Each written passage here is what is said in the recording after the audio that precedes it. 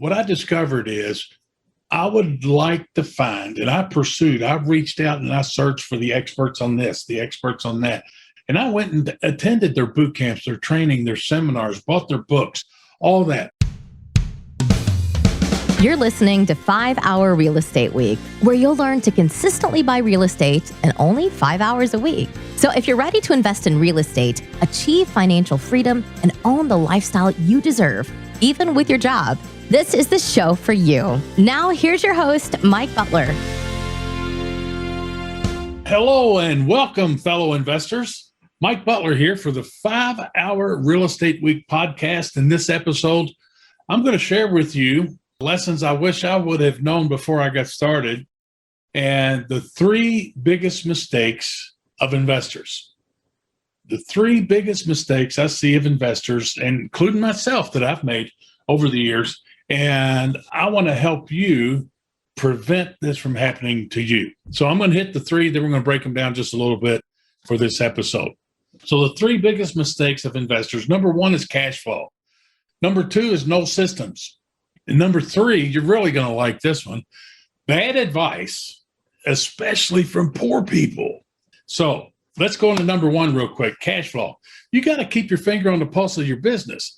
Now, if you really want to get those 20 nice rental houses paid for and do it safely in 3 to 5 years, you can't use a legal pad, okay, or a whole bunch of Excel spreadsheets and things like that. You've got to have a real, true blue, simple, safe, easy to operate system so that you know exactly where you're at any time of day, night, or week. So as you pay bills and make bank deposits, this system keeps track of all that for you. And one way I describe it is, let's say your real estate business, your real estate machine is a train, the old steam engines, remember those? So let's say it's a real pretty day and you can see 2 or 3 miles ahead on the tracks. And the more coal that you put into that firebox, the stronger, the faster, whatever your train is going to take off and go. Well, what if you had a set of binoculars and you look down the tracks, and about 2.5 miles, 3 miles down the road, there's a bridge and the bridge has been blown out. It's gone. Would you keep throwing coal onto your fire? No. You'd make some arrangements to stop this thing, get it slowed down until you get everything fixed. Well, it's kind of the same thing. I see investors and I help them all over the country. And what'll happen is they don't have a system for keeping everything organized. And I'm talking about just plain Jane simple bookkeeping. So do you write bills? Do you pay bills? Yes. Do you make bank deposits? Probably yes. Well, just imagine this. In fact, the less amount, you can do it faster with this system than handwriting a check and a deposit. So what am I talking about? Yeah, it's a little self-plug, but I tell you what, I would not be talking to you today if I didn't have this system that I created for myself, and I'm sharing with you. I started doing it back in 1990 about. So it's called the Investor Books Pro System with tenant tracking. No monthly fees, no subscriptions, no hidden fees. It's a one-time investment, and here's what it is. I created this QuickBooks company file for my real estate business back in 1990-91.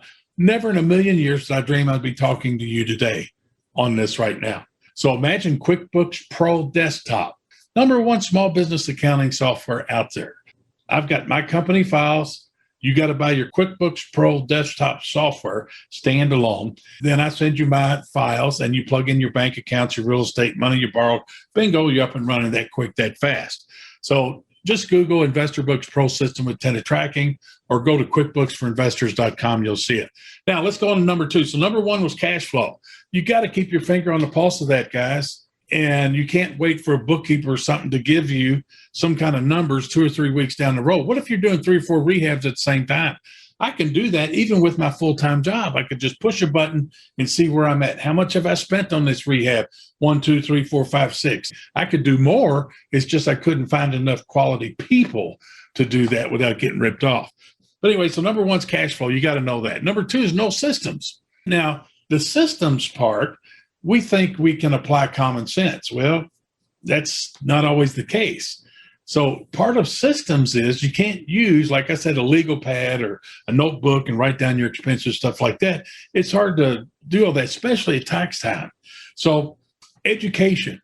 What I discovered is I would like to find, and I've reached out and I searched for the experts on this, the experts on that.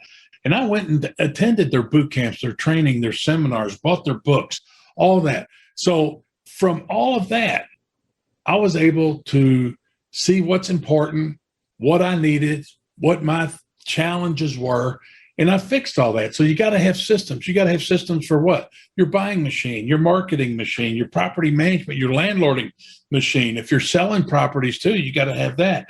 What about bookkeeping, accounting, tax time stuff, IRA deals, entity structuring? Okay, just all kinds of things. You got to have systems in place. And when you have systems in place, what's really cool is you don't have to microanalyze everything. You can delegate to them, and then you can review reports. So education, training, and resources. There's a ton of stuff out there, guys, today, especially in the arena of technology.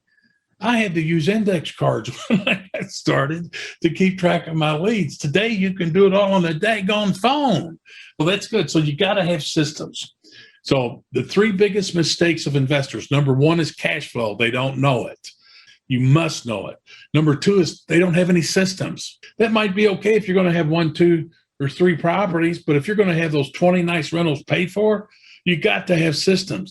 And the leaner and the more efficient you become, the more money that you're going to make. And then number 3, I really love this one. Bad advice, especially from poor people. Now, here's one that I hear a lot, and I used to hear it a lot more. And I hear all kinds of new investors tell me that the old timers, the experienced investor that they looked up to, would tell them this. They say, never again will I do tenants and toilets. No more rental properties for me. And here's why they say it. Well, I buy a house, I fix it all up, I put a tenant in there. Next thing you know, they stop making payments, they move out, the place is tore up, and I got another rehab again. Well, let me answer this for you. So when you hear that, I want you to think about this. So he had a nice house, he had it fixed up, but did he get any education on how to market, how to process rental applications, how to do his landlording, how to run his rental property business? Nope. So he was just winging it, trying to use common sense. And what's sad, guys, 90% of folks do it that way. I don't want you to do it that way. I want you to be in control, to have fun, and to do this. So when somebody else tells you again, never again will I do rental properties, never again will I have tenants and toilets, because I fix it up, put them in there, they tear it up, and I got to do it all over again. I ain't doing that no more. Okay, how would you like to have a response that makes you smile? It's sort of kind of like a touche with a twist at the end. So watch this. I'm going to whisper it to you, make you listen very closely. Next time somebody tells you that, I want you to say this. Who gave them the key? Who gave them the key? Yeah. Okay, that'll shut them up on it.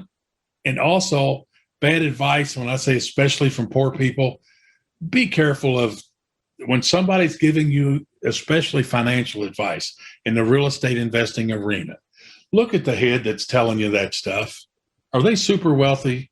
Are they successful? Do you want to be like them when you grow up? So that's just the 3 biggies. Okay, there's a lot more we could go into in between, but those are the biggies. Number 1, cash flow. You got to know your cash flow. And I'm going to say on a daily basis, not a every other month basis. Number 2, another biggest mistake of investors, they don't have any systems. Number 3, bad advice, especially from poor people. So knock those 3 things out, prevent that from ever happening to you, and you will be well on your way to getting those 20 nice rental houses paid for while working your job. Adios, and thank you. Glad you joined us for another episode of 5-Hour Real Estate Week. The best thing you can do now is put this information to action. To help you get started, Mike created a free resource for you called How to Buy 50 Houses a Year, Even with Your Job. Download it now by going to mikebutler.com/50 houses. And we'll see you on the next episode.